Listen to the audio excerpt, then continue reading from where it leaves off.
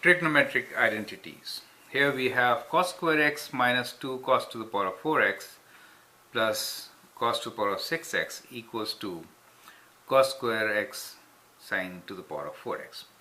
Well, this identity we can prove from both the sides. We can start from right side and get to left, or from left we can get the right. Okay, so let me show you how to do this kind of an identity, right?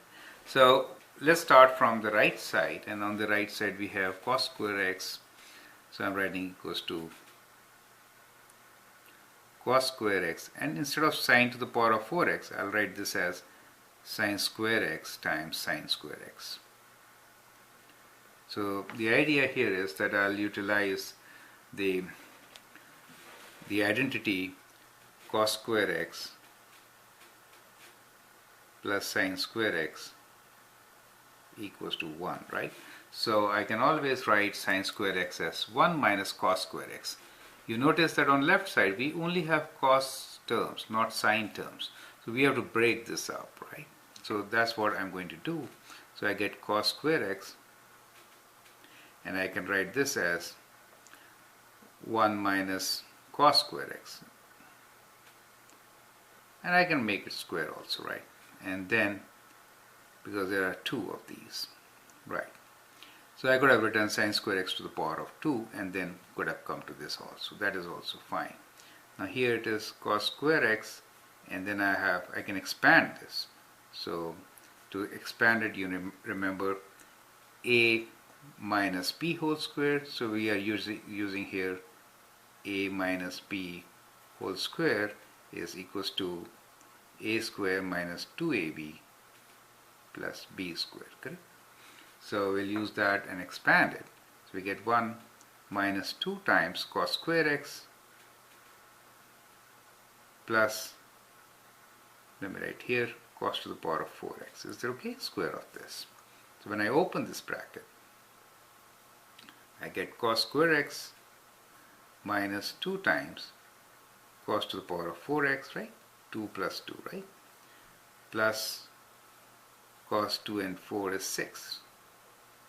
Cos to the power of 6x.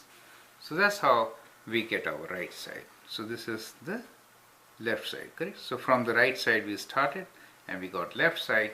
So we say left side is equals to right side, and so it has been proved, right? So if you would start from left side, you could split this, right? So if I need to start from the left side, let us say, right? So we could have done like this. So we could have written this as cos square x minus 2. Instead of 2 cos to the power of 4x, we could take one term with this cos to the power of 4x, and the other term we could combine with the next cos to the power of 4x plus cos to the power of 6x. The idea is to teach you techniques of doing things, right? So you could start from either side in this case. Now we'll factor cos square x, right? We can factor whatever we can from these two sides, and we get here cos square x, and here I get 1 minus cos square x. Minus I can take here as cos to the power of 4x, and I get 1 minus cos square x, right? Now 1 minus cos square x is sine square x. So we'll write that. So, okay, let me write sine square x cos square x minus, this is cos to the power of 4x, 1 minus cos square x sine square x, right? Now we can take sine square x common. Do you see that? So we'll take sine square x common. So we get cos square x minus, or we can take sine square x cos square x common.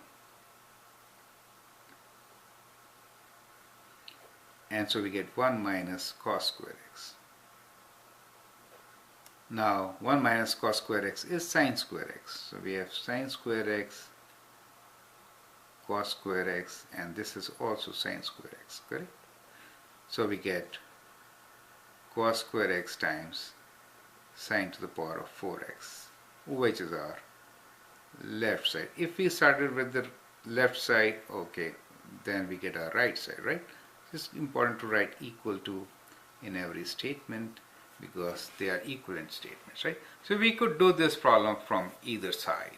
So as convenient to you. Thank you.